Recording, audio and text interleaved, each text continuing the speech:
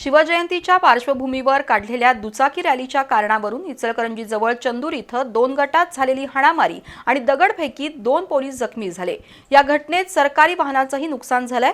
दरम्यान बेकायदेशीर जमाव जमवून दगडफेक धक्काबुक्की केल्याप्रकरणी शिवाजीनगर पोलीस ठाण्यात 30 जणांविरोधात गुन्हा दाखल झालाय।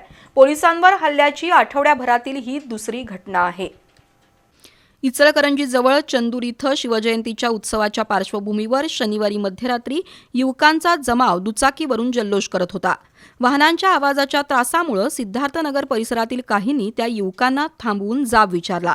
त्यामुळे 2 गटात जोरदार वाद आणि हाणामारी झाली। याबाबत माहिती मिळताच शिवाजीनगरचे पोलीस घटनास्थळी दाखल झाले। पोलिसांनी जमावाला शांत करण्याचा प्रयत्न केला, पण जमाव ऐकण्याच्या मनस्थितीत नव्हता।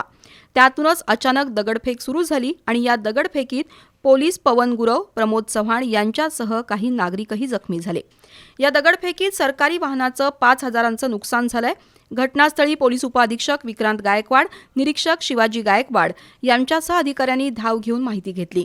बेकायदेशीर जमाव जमवून सरकारी कामात अडथळा आणि सरकारी मालमत्तेचं नुकसान केल्याप्रकरणी चंदूरमधील 30 जणांविरोधात गुन्हा दाखल झालाय।